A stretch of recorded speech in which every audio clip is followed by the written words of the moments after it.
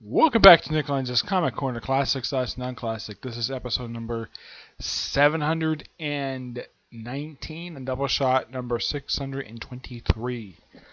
Two DC trades. First up, it is Nightwing, The New Order. This trade collects the entire 6-issue limited series. It's an Elseworld story. Yep, that's basically what this is, an Elseworld story. This is a very recent one, mind you, and overall, do you know how many miniseries Nightwing has had? 3. Yes, 3 miniseries of his own. The first one was his first volume of a series. The second one was a Nightwing / Huntress series. And this one. Yep, this one. Yeah, and this time, in case you're wondering, does Dick Grayson actually put on his Nightwing costume? In the main story, no, he never does. Set in 2040. Well, when this comic takes place exactly 23, at least, let me think. I think it's like 23 years in the future. Yeah, so Dick Grayson is roughly in his, well, with the greatest here, you probably think, oh yeah, he's probably in his 40s or 50s. He has a son named Jake, who, by the way, who is the mother? Starfire. Yep, who apparently they were married, and at some point they got divorced, or at least they got separated. It's never explained in the whole series. Like, you read it's like, okay, why? Okay, you hook these two up, and they split for some reason. They still love each other. As far as I know, the series never explained of what caused their relationship to end. They do show a flashback, apparently, of Superman's powers going crazy, and apparently he's responsible for killing Batman. Yeah, Bruce Wayne's dead. Yeah, he's dead in this timeline. So, Kate Kane is kind of the main bad guy of this series, in a way. There technically really isn't one. Excuse me. Superman's wearing like an armor because, well, he doesn't have his powers anymore. He's got a beard. By the way, one of 2 series I know. One of 2 I can think of where he had an actual beard. The other was Superman at World's End.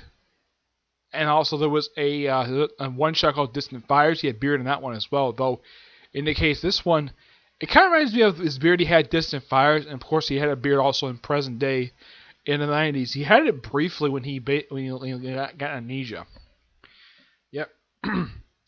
Jon Stewart's in the book. Those of you curious, though, where's Wonder Woman? She's dead. Yep, she died. A bunch of other superheroes.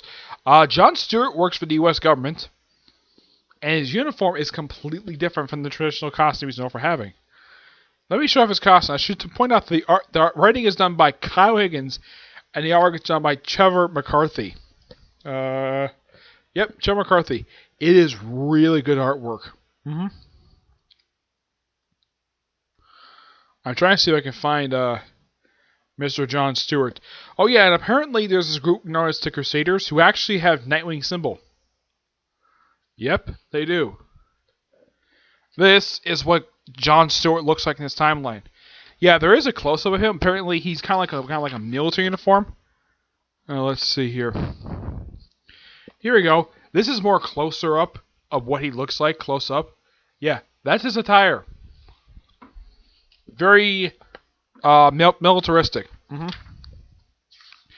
Yep, Wally and Starfire in this book, along with Beast Boy, who's got a weird beard. Yeah, this is what he looks like. Yeah, this is Beast Boy. Yep. Apparently, Lois Lane is a Blue Lantern.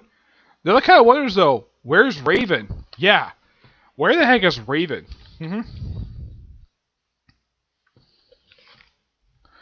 When they show these dead superheroes, let's see. I see Wonder Woman.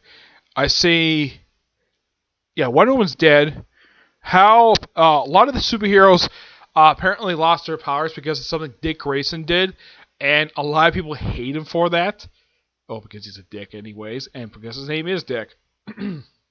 So eventually, powers were deemed illegal, and then all of a sudden, I think at the end of issue 1, it's revealed Jake has got superpowers. He inherited his mother's powers.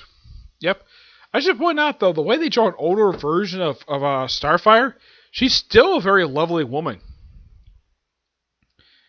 Despite the fact they actually have it where, well, she's a bit older and her hair is shorter. She basically is kind of like a tomboy. Yeah, she's not that much older. I mean, look at Wally. You can tell, yeah, he's gotten older. But Corey? No. She looks like she's still very hot at her. She looks like a very lovely woman her age. Yep. Yeah, Cyborg's in here as well. Yeah, there are certain things that Kyle Higgins does not explain here, like what caused Nightwing and Starfire's relationship to collapse. When did this Crusaders group start? I mean, it's a bunch of questions. When he officially he says, like, how was all this stuff established? And why in the world does Crusaders have Nightwing symbol on it? Yeah, I don't really know why. But this is still a good miniseries. Oh yeah, and also apparently Lex in for a time in the future. Apparently he lost an arm, he's got an artificial arm now. Oh yeah, and it's later explained of why Superman went nuts. Apparently he got exposed to black kryptonite. And that's what caused him to kill Batman. Yeah, and the whole reason why Dick Grayson took away powers is because Superman killed Batman. That is the only reason why. But it's still a good series. Scott Higgins has a fantastic job with it. He told me himself this is his finest work he's done for Nightwing. I would love to see more explanation of this world, like of how Lois became Blue Lantern, how the Crusaders started, stuff like that. There's plenty of stuff to explore for this thing.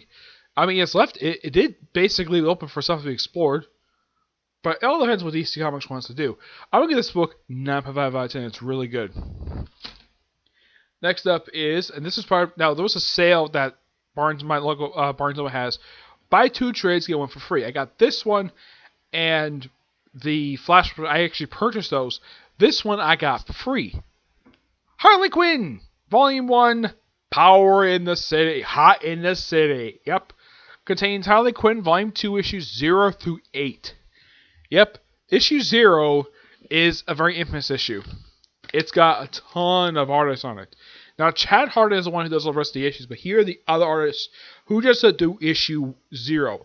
You have, besides Chad Hardin, you have Amanda Carter, Becky Cohen, Tony Estelle, Sutter Ferreira, Dan Poussin, Walt Simonson, Jim Lee, Scott Williams, Bruce Timm, Charlie Allard, Adam Hughes, Art Basler, Todd Moore, Dave Johnson, Jeremy Roberts, and Sam Keith, and Darwin Cook. Yeah, those are crooks all around. The Jim Lee one got controversy due to showing Harley Quinn attempt to commit suicide in a bathtub. Yeah, but the story is, with issue 1, it basically, if you read this is basically set up for pretty much the whole thing of Harley Quinn that's still going right now. This only started roughly 5 years ago, and it's published almost like 80 issues in just 5 years. That's because, well, the current volume publishes 2 issues a month. Yep. But yeah, you're also going to choose the Big Tony pops up in here. I pops up here several times in this book. There's also a woman named Madame Macabre, I think her name is. She owns a wax museum. Though Harley does briefly try to date her son. Yep. And she tried to become a psychiatrist. Well, she's a psychiatrist, so she actually works at a mental hospital. She also works at a roller derby, where she gets to legally beat people up and actually get paid for it. Yeah, this is at one point. I thought this was so funny. She actually ran people over in her car. I thought that was so funny. But yeah, this is so good. Pure enjoyment. And despite the fact it's a regular DC comic book, it doesn't feel in the regular continuity at all, because it kind of ignores everything else like the Harley Quinn whenever she pops in her books. Because when she appears in her books, she's frequently seen with the Suicide Squad. Or she doesn't have break from the Suicide Squad, but always related to Suicide Squad because, well, New 52 had her basically part of the Suicide Squad. Here, no mention of Suicide Squad at all.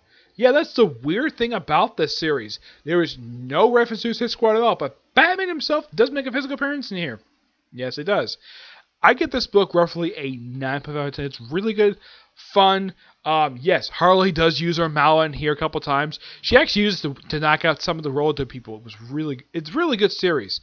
The character Big Tony, who is a frequent recurring character the whole series. Yeah. And according to the creators, the writers of the book, the original writers, they stated that Harley and Ivy are an actual couple. Like an actual lesbian couple. Something people wanted to see for years, and yeah, they're definitely a couple. Though Harley and Ivy are both bisexual. Just like Catwoman is. She's bisexual too, though apparently a lot of writers have since ignored that for some reason. Yeah, 9.5 out of 10, really good.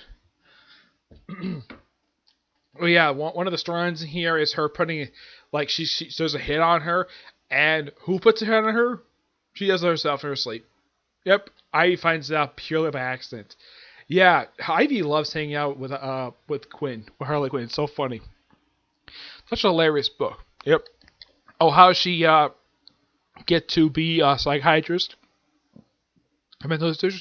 She puts on a blonde wig. She puts on makeup to cover up her face, her chest, and her legs. And she also does it for arms as well. But she doesn't do it for her entire body because her body is bleached. Yeah, there's also one point she and Ivy goes to the beach, and they bury one guy in sand up to his neck, basically, remember, and the other one they keep him for a little while. And heck, even after staying in the place for a couple of days, he's still wearing the same Speedo. No idea why, he just is. Yep, so that's really it for this episode. Stay tuned for the next episode, where it's going to be some library trades. I got trades in the library, right? I picked these up yesterday. Finally got a chance to get... So I'm reading an Aquaman one right now. But I'll give my thoughts on that next episode, okay? But until I see you there, bye.